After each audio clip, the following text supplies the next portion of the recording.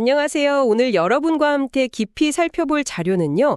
조동현 목사님의 설교 영상 녹취록입니다. 네, 고난의 씨앗이 광야에서 열매 맺다. 사도행전 8장을 다루고 있죠. 맞습니다. 그러니까 예상치 못한 위기 혹은 흩어짐 같은 게 어떻게 보면 놀라운 확장의 기회가 될 수 있다는 거죠. 그렇죠. 계획이 딱 틀어졌는데 오히려 더 큰 가능성이 열리는 그런 상황들. 네. 핵심은 그거 같아요. 초기 교회가 박해 때문에 예루살렘에서 흩어졌는데 그게 마치 씨를 뿌린 것처럼 됐다는 거. 정말 흥미로운 관점이죠. 자, 그럼 이 이야기 속으로 한번 들어가 볼까요? 네, 우선 그 설교 내용을 보면 스데반 순교 이후에 예루살렘 교회에 엄청난 박해가 시작되잖아요. 네, 정말 큰 시련이었죠. 신자들이 사방으로 흩어질 수밖에 없는. 집도 잃고 삶의 터전도 잃고 정말 극심한 고난이었을 텐데요. 맞습니다. 근데 설교에서 딱 짚는 게 이 흩어짐을 뜻하는 헬라어 있잖아요. 디아스파렌테스. 아, 디아스파렌테스? 네. 이게 그냥 흩어지는 게 아니라 농부가 일부러 씨를 뿌리는 그런 행위랑 어원이 같다는 해석을 제시해요. 와, 씨를 뿌린다. 그러니까 고난 자체가 어떻게 보면 예기치 않은 파종이었다. 그렇죠. 하나님의 더 큰 그림 안에서는 그럴 수 있다는 관점인 거죠. 그 해석은 참 강력하네요. 근데 당사자들에게는 정말 재앙이었을 텐데 그 개인적인 고통하고 이런 더 큰 그림이라는 해석 사이의 긴장감, 이런 건 설교에서 어떻게 다루나요? 설교도 물론 개인의 고통을 가볍게 보진 않아요. 당연히 힘들었겠죠. 네. 하지만 동시에 그 고통스러운 흩어짐의 결과를 보면요. 이게 참 아이러니하게도 기존의 경계를 확 넘어서게 만들었다는 거예요. 아, 경계를 넘어서. 네, 새로운 공동체가 생기고 메시지가 퍼져나가는 그런 결과를 낳았다는 점에 초점을 맞추는 거죠. 개인적인 비극 너머의 어떤 의미를 찾는 시도랄까요? 그 흩어진 사람들 중에 빌립 이야기가 참 흥미롭더라고요. 네, 유대인들이 좀 적대시했던 사마리아로 가잖아요. 맞아요. 당시 유대인이랑 사마리아에는 사이가 정말 안 좋았죠. 문화적으로나 종교적으로나 깊은 골이 있었는데 네. 빌립이 거기 가서 예수를 전하니까 놀랍게도 많은 사람들이 막 따르고 치유도 일어나고. 기록에도 그 성에 큰 기쁨이 있더라 네. 이렇게 되어 있죠. 네, 정말 긍정적인 반응이 있었던 거죠. 결국 그 박해라는 외부 충격이 없었다면 어쩌면 넘기 힘들었을 그 장벽을 이 흩어짐을 통해서 넘어선 거네요. 정확합니다. 안주하던 상태가 깨지면서 오히려 새로운 확정이 일어난 셈이죠. 울타리가 강제로 해체되니까 오히려 메시지의 포용성이 드러난 거군요. 그렇죠. 아주 중요한 순간이에요. 그런데 이야기가 여기서 또 예상치 못한 방향으로 가죠. 맞아요.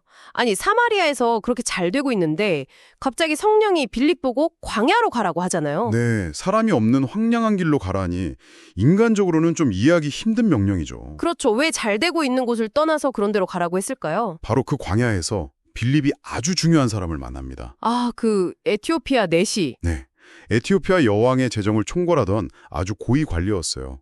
예루살렘에 예배하러 왔다가 돌아가는 길이었고요. 마침 또 이사야서를 읽고 있었죠. 네, 빌립이 그 이사야서의 고난받는 종에 대한 예언, 그걸 예수님과 연결해서 설명해 주니까 그 내시가 바로 하고 깨닫고 믿고 침례를 받겠다고 하죠. 여기서 정말 중요한 점이 몇 가지 있는데요. 첫째는 이 사람이 이방인, 에티오피아 사람이라는 거. 네.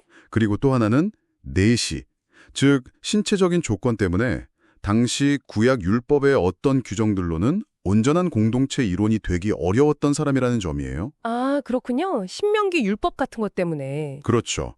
그런데 그런 그가 회심하고 침례를 받아요.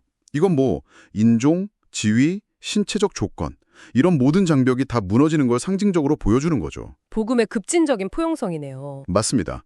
더 나아가서 이 만남이 어쩌면 아프리카 대륙 전체에 복음이 전파되는 첫 시작점이 되었을 수도 있다는 거예요. 와, 그 비효율적으로 보였던 광야행이 사실은 엄청난 파급력의 시작이었다니. 네, 참 놀라운 반전이죠.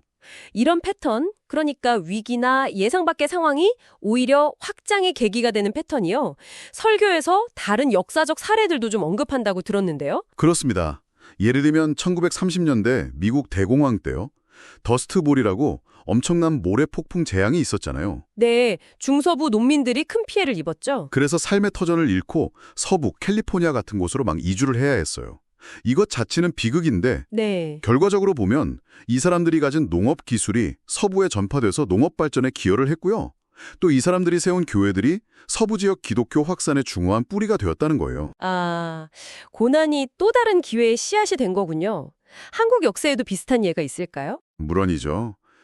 설교에서는 한국전쟁 때 북한에서 신앙 때문에 남쪽으로 피난 오신 기독교인들 이야기를 해요. 아, 네. 그분들이 한국 교회 성장에 정말 큰 역할을 하셨죠. 그렇죠. 평양을 비롯한 북쪽의 그 신앙 공동체들이 겪었던 시련과 그 이동이 역설적이게도 남한에서의 교회 성장, 그리고 나아가 세계 선교로까지 이어지는 어떤 발판이 되었다는 분석인 거죠. 듣고 보니 정말 반복되는 패턴이네요. 네, 핵심은 이거 같아요. 고난이나 혼란이 그냥 견뎌야 할 대상이 아니라 어쩌면 예기치 않은 방식으로 새로운 성장과 확장을 가져오는 강력한 힘이 될 수도 있다는 거. 오늘 살펴본 내용을 한 문장으로 딱 정리하면 계획이 실패하거나 길이 막힌 것 같을 때 그게 오히려 경계를 허물고 더 큰 영향력을 위한 문을 여는 열쇠일 수 있다. 뭐 이런 거겠네요. 정확합니다. 흩어짐이 씨뿌림이 되고 잘 나가던 곳을 떠난 광야행이 대륙복음화의 시작이 되고 네. 결국 이 자료는 우리에게 그런 메시지를 주는 것 같아요. 우리가 통제할 수 없는 어려움이나 실패 같은 상황 속에도 우리가 아직 발견하지 못한 긍정적인 가능성, 또 성장의 씨앗이 숨어 있을 수 있다는 거죠. 가장 어둡고 척박해 보이는 광야에서도 뭔가 중요한 일이 시작될 수 있다는 희망이네요. 네, 바로 그거죠. 자, 그럼 마지막으로 여러분께 질문 하나 던지면서 마무리할까 합니다. 지금 여러분 삶이나 일, 아니면 뭔가를 배우는 과정에서 혹시 좀 혼란스럽거나 광야처럼 느껴지는 부분이 있다면요.